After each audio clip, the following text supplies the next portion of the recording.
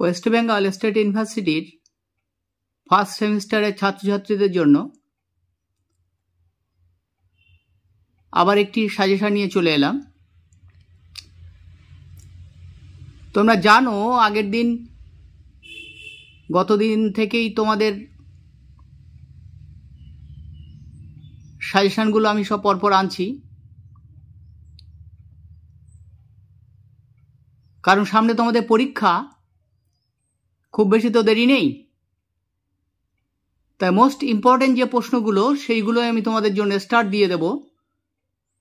তোমরা শুধু পাশের জন্য যদি পড়ো তাহলে সেইগুলো পড়তে হবে, অন্যদিকে আর কোনো তাকাতে হবে না। আর যারা ভালো রেজাল্ট করতে চাও তারা সব প্রশ্নগুলোই দেখে যাবে। স্টেট ইউনিভার্সিটির যারা এডুকেশনের ছাত্রছাত্রী, তোমরা ফার্স্ট সেমিস্টার মাইনরের, যারা এবার 2025 সালের সামনে পরীক্ষা দিতে চলেছ, তাদের জন্য আজকের এই ভিডিও। তোমরা চোখ বন্ধ করে বিশ্বাস করো আর এই সাজেশনটা শুধু পড়ে যাও, আর কোনো দিকে তাকাতে হবে না। তোমরা থাম্বনেলে দেখেছো, আমি ওখানে বলে দিয়েছি যে 5টার ভিতরে 2টো, অর্থাৎ 15 নম্বরে তোমাদের 3খানা প্রশ্ন থাকবে, 2টো লিখতে হবে। মোট 4টে ইউনিট, 4টে ইউনিট থেকে 15 নম্বরের প্রশ্ন 3টে আসবে, 2টো লিখতে হবে। তোমাদের 5খানা প্রশ্ন আমি মোস্ট ইম্পর্টেন্ট বলে দেবো, 5টার মধ্যে 2টো তোমরা অবশ্যই কমন পেয়ে যাবে, একদম নিশ্চিত, 100% গ্যারান্টি। পরীক্ষার পরে মিলিয়ে নেবে, আর আগে শুধু বিশ্বাস রাখো। আর তোমাদের জন্য এই ভিডিও আনা আমার, তাই অনুরোধ করব অবশ্যই তোমরা চ্যানেলটা সাবস্ক্রাইব করে রাখবে, আর অল বাটনটা প্রেস করে রাখবে, যাতে সবার আগে এই ধরনের ভিডিও তোমাদের কাছে পৌঁছে যায়। আর অবশ্যই ফলো করো আমার চ্যানেলটা, ফলো করো, ফলো করলেই উপকার পাবে, একদম নিশ্চিত 100% তোমাদের উপকার হবে। আর ভিডিওটা ভালো লাগলে অবশ্যই লাইক করো, কমেন্ট করো, আর অবশ্যই শেয়ার করতে ভুলো না। শেয়ার করে দিও তোমাদের সহপাঠীদের মধ্যে, যাতে তারাও উপকার পেতে পারে এই সাজেশনের। আর ভিডিওটা শেষ পর্যন্ত দেখবে, কারণ শেষে গিয়ে আমি তোমাদের বলে দেবো সেই 5টা প্রশ্ন, গুরুত্বপূর্ণ সেই 5খানা প্রশ্ন, যে 5টা প্রশ্ন করলে তোমাদের আর অন্য প্রশ্ন করতেই লাগবে না। তাই শেষ পর্যন্ত ভিডিওটা অবশ্যই তোমাদের দেখতে হবে, একটু ধৈর্য ধরে দেখলেই তোমাদের লাভ হবে। এবারে দেখো যে বিষয়গুলো তোমাদের সঙ্গে আলোচনা করছি, দেখো আমি সেটাও লিখে দিয়েছি, কিন্তু তোমরা এটা দেখে নিও। তাহলে তোমাদের এক্সটার্নালের পরীক্ষার মোট নম্বর থাকবে এডুকেশনে 50, শিক্ষাবিজ্ঞানে কত? মোট নম্বর 50। এডুকেশনের মোট ইউনিট আছে 4টি, সেই 4টে ইউনিট থেকে 15 নম্বরে প্রশ্ন মোট থাকবে 3টি, লিখতে হবে 2টি। আর 5 নম্বরের প্রশ্ন থাকবে 5টি অথবা 6টি থাকবে, লিখতে হবে 4টি। তাহলে তোমরা বুঝে গেলে যে প্রশ্নের প্যাটার্ন কিরকম হবে। এইবারে দেখো, আমি এবার একটা একটা করে ইউনিট ধরে ধরে আলোচনা করব। দেখো 15 নম্বরের জন্য, 15 নম্বরের প্রশ্নের জন্য তোমাদের ইউনিট 1 থেকে কি কি প্রশ্ন দিয়েছি দেখো। শিক্ষার সংকীর্ণ অর্থ ও ব্যাপক অর্থ বলতে কি বোঝায়? সংকীর্ণ অর্থ, ব্যাপক অর্থ আগেরবার এসছিল, একটু অন্যভাবে এসছিল 5-এ। এবারে তোমরা একটা এগুলো দেখে যেও। সংকীর্ণ অর্থে শিক্ষার সঙ্গে ব্যাপক অর্থে শিক্ষার পার্থক্য নির্ণয় করো। সংকীর্ণ অর্থ ও ব্যাপক অর্থে শিক্ষার পার্থক্য করলে বৈশিষ্ট্য হয়ে যাবে তোমাদের। আর সংকীর্ণ অর্থ ব্যাপক অর্থে শিক্ষার ত্রুটিগুলি পড়ে রাখতে হবে, অসুবিধা বা ত্রুটি। তারপরে প্রশ্ন দেখো, সহ পাঠক্রমিক কার্যাবলী বলতে কি বোঝায়? ইম্পর্টেন্সটা দিয়ে দিয়েছি, বলতে কি বোঝায়। শিক্ষাক্ষেত্রে সহ পাঠ্যক্রমিক কার্যাবলীর গুরুত্ব বা প্রয়োজনীয়তা লেখো। সহ পাঠক্রমিক কার্যাবলী গুরুত্ব প্রয়োজনীয়তা পড়ে রাখতে হবে, ইম্পর্টেন্ট। পরে প্রশ্ন দেখো, পাঠ্যক্রম নির্মাণের মূল নীতিগুলি লেখো। পাঠ্যক্রম নির্মাণের মূল নীতিগুলি লেখো। ঐতিহ্যগত ও আধুনিক পাঠ্যক্রমের পার্থক্য, অর্থাৎ আগেকার পাঠ্যক্রম এবং বর্তমান পাঠ্যক্রমের পার্থক্য। পরে প্রশ্ন দেখো, শিক্ষার সংজ্ঞা দাও, শিক্ষার উপাদানগুলি লেখো। শিক্ষার উপাদান আগেরবার এসেছিল যদিও, তবু দিয়েছি, একবার দেখে যেও। তারপর দেখো, শিশুকেন্দ্রিক শিক্ষা বলতে কি বোঝায়? শিশুকেন্দ্রিক শিক্ষার বৈশিষ্ট্য ও গুরুত্ব লেখো। তাহলে এই তোমাদের হলো ইউনিট 1। 2 নম্বর এবং 3 নম্বরে স্টার দিয়ে দিয়েছি। প্রশ্ন দুটো ভালো করে করে যেতে হবে তোমাদের। ইউনিট 2-এ দেখো, ইউনিট 2 কি প্রশ্ন দিয়েছি দেখো। নিয়ন্ত্রিত বা প্রথাগত, একই বিষয়, নিয়ন্ত্রিত বা প্রথাগত, এবং অনিয়ন্ত্রিত বা প্রথা বহির্ভূত শিক্ষা বলতে কি বোঝায়? উভয় শিক্ষার বৈশিষ্ট্য, পার্থক্য ও প্রয়োজনীয়তা লেখো। অর্থাৎ নিয়ন্ত্রিত শিক্ষা এবং অনিয়ন্ত্রিত শিক্ষার পার্থক্য পড়ে রাখতে হবে, ইম্পর্টেন্ট প্রশ্ন। আর প্রয়োজনীয়তা বা গুরুত্ব পড়তে হবে। পরে প্রশ্ন দেখো, শিক্ষার লক্ষ্য বলতে কি বোঝায়? শিক্ষার লক্ষ্য বলতে কি বোঝায়? শিক্ষার ব্যক্তিতান্ত্রিক লক্ষ্য বলতে কি বোঝায়? শিক্ষার ব্যক্তিতান্ত্রিক লক্ষ্যটি বিবৃত করো, মানে ওই সম্বন্ধে লিখতে হবে। ব্যক্তিতান্ত্রিক লক্ষ্যের বৈশিষ্ট্য লেখো। আগেরবারে সমাজতান্ত্রিক টেস্ট ছিল, এবার ব্যক্তিতান্ত্রিক তোমাদের জন্য মোস্ট ইম্পর্টেন্ট। দেখো, অবশ্যই করে যাবে, প্রশ্নটা আসবে। পরে প্রশ্ন দেখো, শিক্ষার সমাজতান্ত্রিক লক্ষ্যের সঙ্গে ব্যক্তিতান্ত্রিক লক্ষ্যের পার্থক্য নির্ণয় করো। শিক্ষার সমাজতান্ত্রিক লক্ষ্য থেকে কিভাবে ব্যক্তিতান্ত্রিক লক্ষ্যকে আলাদা করবে তুমি, সেই প্রশ্ন লিখতে হবে। অথবা বর্তমান ভারতবর্ষের পরিপ্রেক্ষিতে কোন শিক্ষা লক্ষ্যটি গ্রহণযোগ্য, কোন শিক্ষা লক্ষ্যটি বেশি গ্রহণযোগ্য, ব্যক্তিতান্ত্রিক না সমাজতান্ত্রিক বর্তমান ভারতবর্ষের শিক্ষার লক্ষ্যে, সেটাও পড়ে রাখতে হবে তোমাদের। তবে ব্যক্তিতান্ত্রিক শিক্ষা কিন্তু আসবে।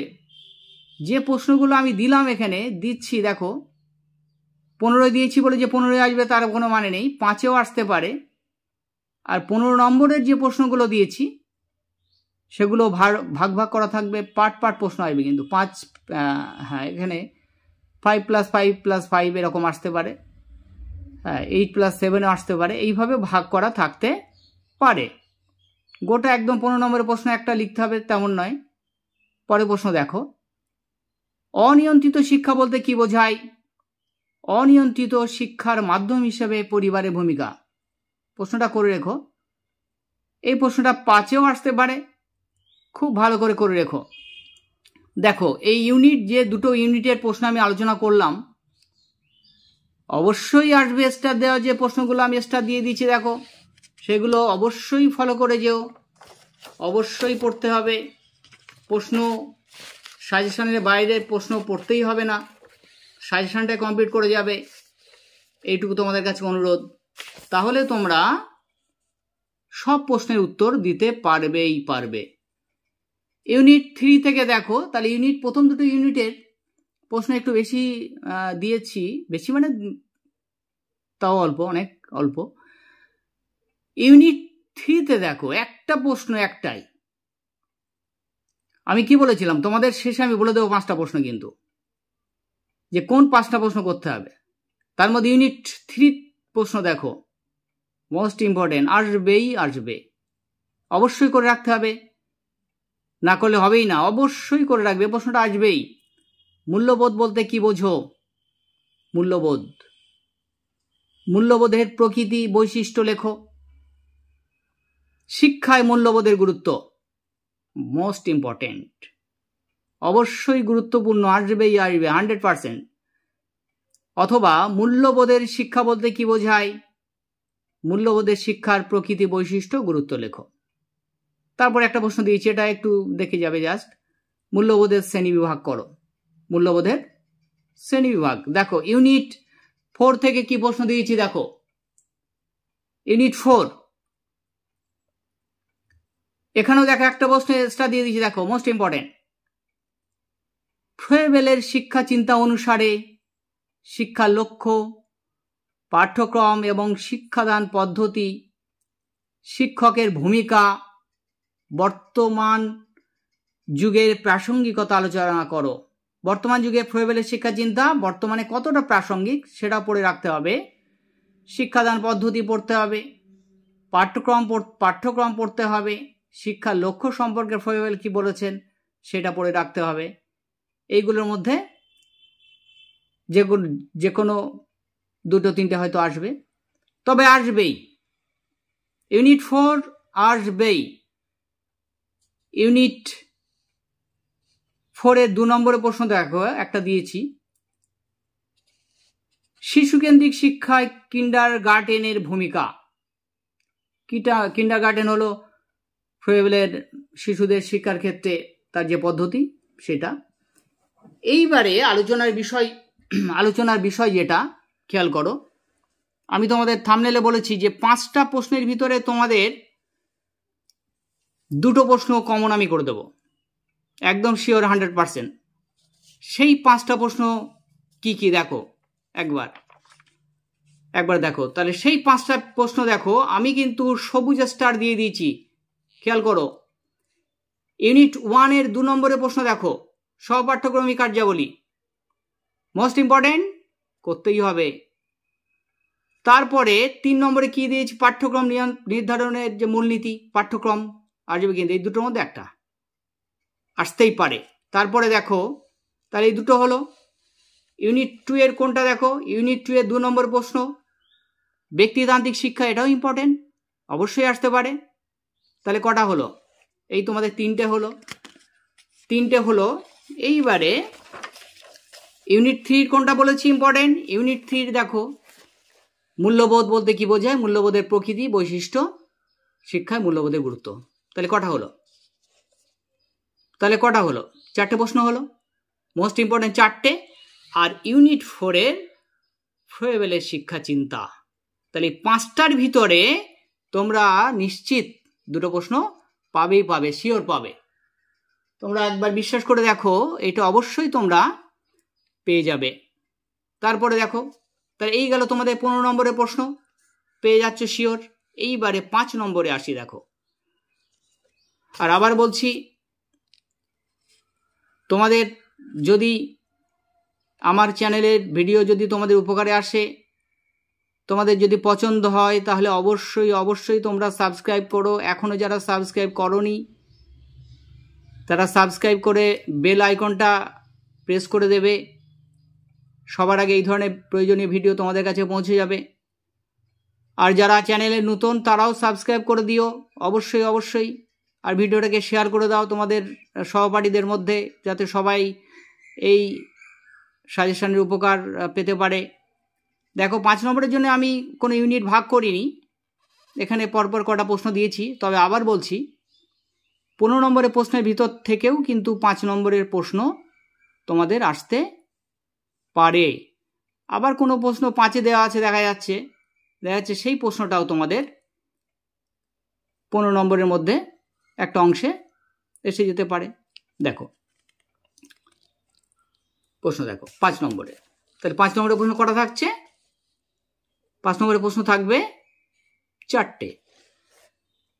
দেখো, শিক্ষার পরিধি, প্রকৃতি ও কার্যাবলী লেখো। প্রথম প্রশ্ন, শিক্ষার পরিধি, প্রকৃতি ও কার্যাবলী লেখো।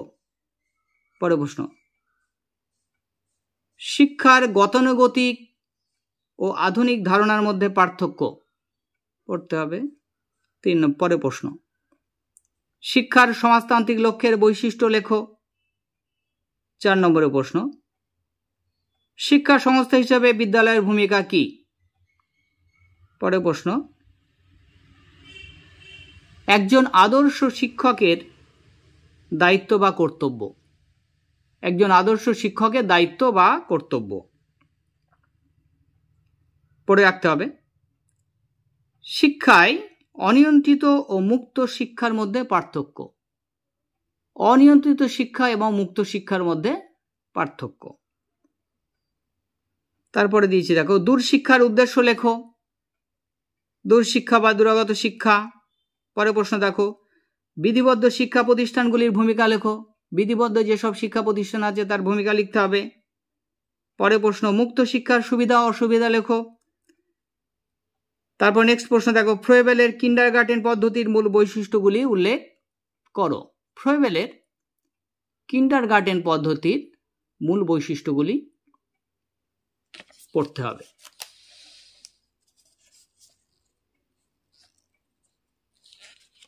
তাহলে তোমরা শুনে লক্ষ্য করো। তাই 4 নম্বরে কি বলেছিলাম?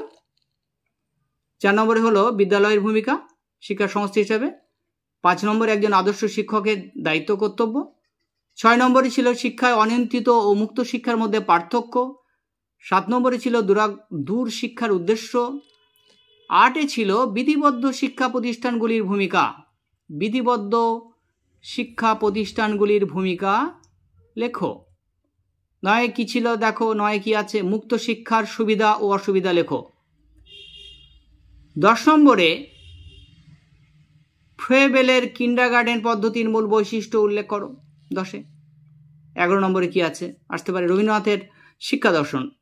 আগেরবারে প্রশ্নটা এসেছিল বড় প্রশ্ন হিসেবে, 15 নম্বরে এসেছিল, এবারে 5-এ আসতে পারে। সংক্ষিপ্ত পড়ে রাখতে হবে তোমাদের এটা, 5 নম্বরেই আসার সম্ভাবনা আছে। পরে প্রশ্ন দেখো, উল্লিখিত উপহার এবং কাজের উপর একটি টিকা।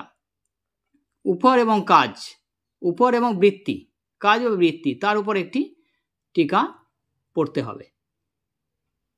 এই হলো তোমাদের টোটাল আজকের এডুকেশন সাজেশন। তোমরা অবশ্যই সাজেশনটা কমপ্লিট করে যাবে। অন্য কোনো দিকে তাকানো তোমাদের লাগবে না। শুধু একবার বিশ্বাস করলে বুঝতে পারবে ভবিষ্যতে আরও তোমরা অন্য সবাইকে এটা বলতে পারবে। পরীক্ষার পরে প্রশ্ন মিলিয়ে দেখো, আর কোনো দিকে তাকানো লাগবে না। শুধু কাজী স্যারের সাজেশনটা তোমরা ফলো করো, তাহলে বুঝতে পারবে। আর বেশি বেশি করে তোমাদের অনুরোধ রইল যে ভিডিওটা শেয়ার করে দাও। আর প্রথমেই যে বলেছি আমি তোমাদের থাম্বনেলে বলেছি 5টা প্রশ্ন, ভিতরে 2টো কমেন্ট করে দেবো। অবশ্যই 5টার ভিতরে তোমাদের 2টো প্রশ্ন আসছে। যে প্রশ্নগুলো বলেছি আবার খেয়াল করে নি, একটু স্টার দিয়ে দিয়েছি অবশ্যই। তার সঙ্গে যেগুলো আমি সবুজ কালি দিয়ে স্টার দিয়ে দিচ্ছি, সেই সবুজ কালি স্টার 5টা প্রশ্নে দিয়ে দিচ্ছি। সেই 5টা প্রশ্ন ভিতরে তোমরা 2টো প্রশ্ন অবশ্যই পাবে, মিস হবে না একদম। তাই বলছি চ্যানেলটাকে তোমরা সাবস্ক্রাইব করো অবশ্যই। যারা নতুন বা এখনও সাবস্ক্রাইব করোনি তারা অবশ্যই সাবস্ক্রাইব করে দিও। আর একটা লাইক করে দিও, একটা কমেন্ট করো, তাহলে উৎসাহ বাড়ে ভিডিও বানাতে। তোমাদের জন্য কষ্ট করে ভিডিও আনি। আর কমেন্টে লিখবে তোমাদের যদি আর অন্য কোনো বিষয়ে দরকার লাগে বা সাজেশন আনা লাগে বা নোটসের দরকার লাগে, বা অন্য কোনো পরামর্শের দরকার লাগে কমেন্টে লিখবে, অবশ্যই আমি তোমাদের সাহায্য করব। তোমরা ভালো থেকো, সুস্থ থেকো, পরীক্ষার প্রস্তুতি নাও, সামনে পরীক্ষা। আজকে ভিডিওটা এই পর্যন্তই।